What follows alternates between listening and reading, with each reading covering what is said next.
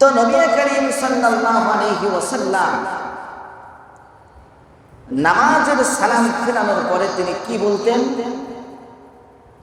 সহিহ মুসলিমের 591 নম্বর হাদিসের বর্ণনা, রাসূল করিম সাল্লাল্লাহু আলাইহি ওয়াসাল্লামের সাহাবী হযরত সাওবান রাদিয়াল্লাহু তাআলা আনহু এই হাদিসটি বর্ণনা করেছেন। তিনি বলেন যে কানা রাসূলুল্লাহ সাল্লাল্লাহু আলাইহি ওয়াসাল্লাম ইযা সারাফা মিন সালাতিহি ইস্তাগফারা সালাতান।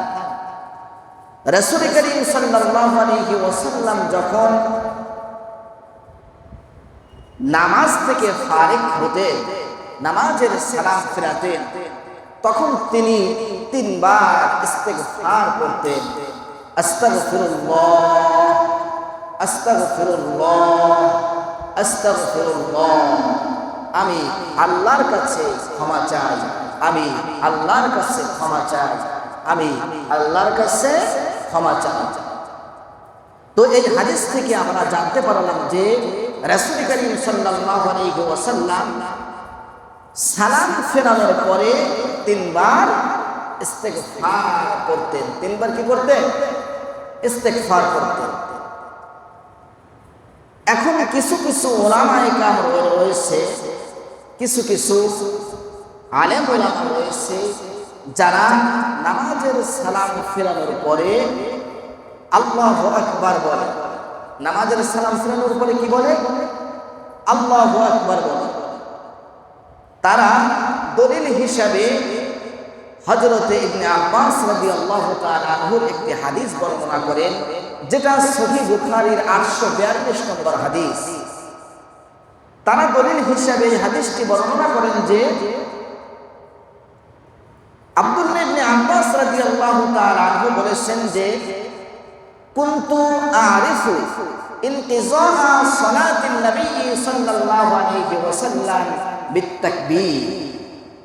আব্দুল্লাহ ইবনে আব্বাস রাদিয়াল্লাহু তাআলা আনহু তিনি বলেন যে তাকবীর শুনে আমি বুঝতে পারতাম বা জানতে পারতাম রাসূল করিম সাল্লাল্লাহু আলাইহি ওয়াসাল্লামের নামাজ শেষ হয়েছে।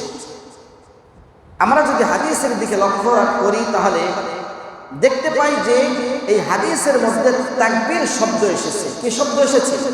তাকবীর শব্দ এসেছে। আল্লাহু আকবার শব্দ সরাসরি হাদিসের মধ্যে আসে নাই।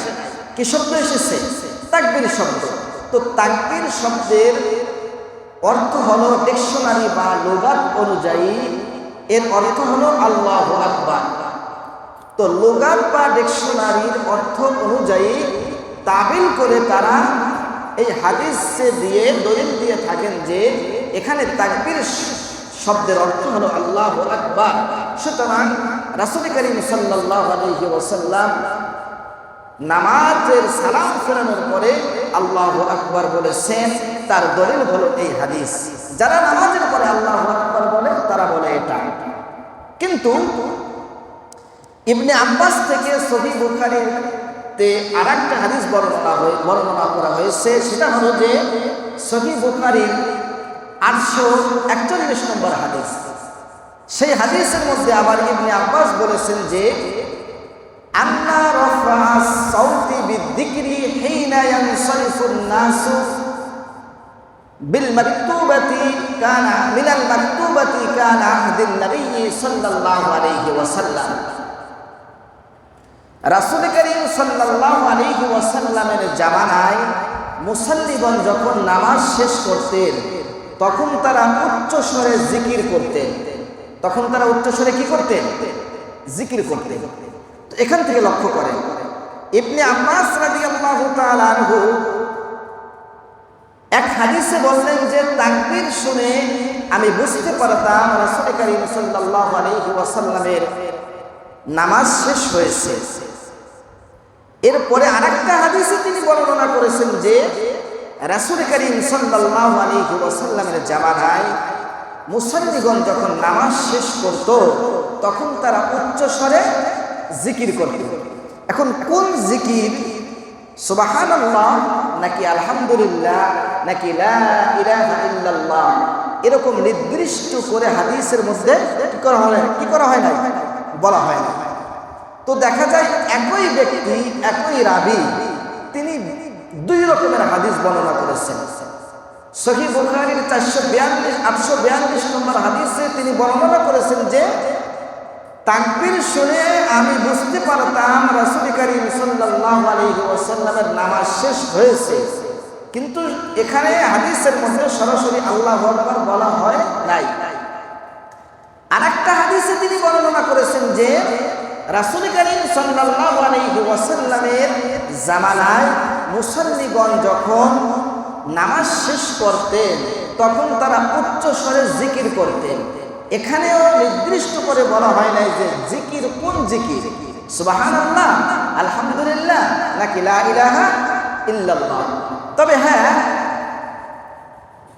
সহিহ বুখারীর শরহ ফাতহুল বারীর মধ্যে ইবনে হাজার আসকালানী রাহমাতুল্লাহ আলাইহি তিনি যদিও বলেছেন যে ফাকানাল মুরাদু আন্না রাফআস সাউতি বিত্তাকবীর, এখানে জিকির দ্বারা তিনি তাকবীরকে উদ্দেশ্য নিয়েছেন। কে? ফাতহুল বারীর মুসান্নিফ আল্লামা হাফেজ ইবনে হাজার আসকালানী রাহমাতুল্লাহ আলাইহি। এরপরে তিনি বলেছেন যে ওয়া কাআন্নাহুম কানু ইয়াবদাউনা বিত্তাকবীর বা'দা আস-সালাতি ক্বাবলা আত-তাসবিহ ওয়াত তাহমীদ, সম্ভবত তারা ফরজ নামাজের পরে তাকবীর বলতো তাসবিহ এবং তাহমীদের পূর্বে। এটা ব্যাখ্যা করেছেন ফাতহুল বারীর মুসান্নিফ হাফেজ ইবনে হাজার আসকালানী রাহমাতুল্লাহ আলাইহি। কিন্তু হাদিসের মধ্যে তো সরাসরি জিকির দ্বারা কি উদ্দেশ্য এটা বলা হয় না। আমার কথা বুঝতেছেন আপনারা? তাহলে যারা ফরজ নামাজের পরে আস্তাগফিরুল্লাহ 3 বার না পড়ে আল্লাহু আকবার বলে, তাদের দলিল হলো ইবনে আব্বাস রাদিয়াল্লাহু তাআলা আনহুর থেকে বর্ণিত সহিহ বুখারীর 842 নম্বর হাদিস। কিন্তু তার এই হাদিসটি আবার 841 নম্বর হাদিসের বিপরীত। কেন? তিনি 842 নম্বর হাদিসে বলেছেন তাকবীর শুনে আমি রাসূল করিম সাল্লাল্লাহু আলাইহি ওয়াসাল্লামের নামাজ শেষ হয়েছে এটা আমি বুঝতে পারতাম। আর 841 নম্বর হাদিসে তিনি বলেছেন রাসূল করিম সাল্লাল্লাহু আলাইহি ওয়াসাল্লামের জামানায় মুসাল্লিগণ যখন নামাজ শেষ করতেন তখন তারা উচ্চ স্বরে জিকির করতেন। তাহলে দুই রকম বর্ণনা হয়ে গেল না? আমার কথা বুঝতেছেন? একই ব্যক্তি দুই রকম বর্ণনা করছে। এখন প্রশ্ন হতে পারে যে হুজুর, তাহলে আমরা এই দুই হাদিসের কোন হাদিসের উপরে আমল করব? আমরা কি আস্তাগফিরুল্লাহ পড়ব নাকি আল্লাহু আকবার পড়ব? এরকম একটা প্রশ্ন হতে পারে না? নাকি রাসূল করিম সাল্লাল্লাহু আলাইহি ওয়াসাল্লাম নামাজ শেষ করার পরে যে জিকির আজকার বা দোয়া দুরূদ করেছেন এই ব্যাপারে তাওয়িল বা ব্যাখ্যা ব্যতীত সুস্পষ্টভাবে কোনো হাদিস আছে কিনা আমরা সেদিকে মনোনিবেশ করব। তো এরকম যদি প্রশ্ন করা হয়, তাহলে এরকমই যদি হয় তাহলে আমরা এক্ষেত্রে সহিহ মুসলিমের 591 নম্বর হাদিসের দিকে আমরা লক্ষ্য করতে পারি। সেখানে হযরত সাওবান রাদিয়াল্লাহু তাআলা আনহু থেকে এই হাদিসটি বর্ণিত হয়েছে। সেটা হলো কি? তিনি বলেন যে কানা রাসূলুল্লাহ সাল্লাল্লাহু আলাইহি ওয়াসাল্লাম ইযা সারাফা মিন সালাতিহি ইস্তাগফারা সালাতান, রাসূল করিম সাল্লাল্লাহু আলাইহি ওয়াসাল্লাম যখন নামাজের সালাম ফিরাতেন তখন তিনি 3 বার ইস্তিগফার করতেন। কয়বার? আস্তাগফিরুল্লাহ, আস্তাগফিরুল্লাহ, আস্তাগফিরুল্লাহ। হে আল্লাহ, আমি আপনার কাছে ক্ষমা চাই। হে আল্লাহ, আমি আপনার কাছে ক্ষমা চাই। সুতরাং দেখা যায় যে আমরা যদি এই হাদিসের দিকে তাকাই, হযরত সাওবান রাদিয়াল্লাহু তাআলা আনহুর হাদিসের দিকে, তাহলে দেখা যায় যে এই হাদিসের মধ্যে সুস্পষ্টভাবে তাওয়িল ব্যতীত, ব্যাখ্যা ব্যতীত বলে দেওয়া হয়েছে রাসূল করিম সাল্লাল্লাহু আলাইহি ওয়াসাল্লাম সালাম ফিরানোর পরে 3 বার ইস্তিগফার করেছেন। এখানে এই বিষয়টি সুস্পষ্ট। এই হাদিসটি যে শুধু সহিহ মুসলিমে বর্ণিত হয়েছে এমনটা নয়, বরং এই হাদিস সহিহ বুখারী, মুসলিম, নাসাই, আবু দাউদ, তিরমিজি, মুওয়াত্তা মালিক, মুওয়াত্তা মুহাম্মদ, মুসনাদ আহমদ সহ সিয়াসাতটা প্রায় সকল কিতাবে হাদিসটি বর্ণিত হয়েছে।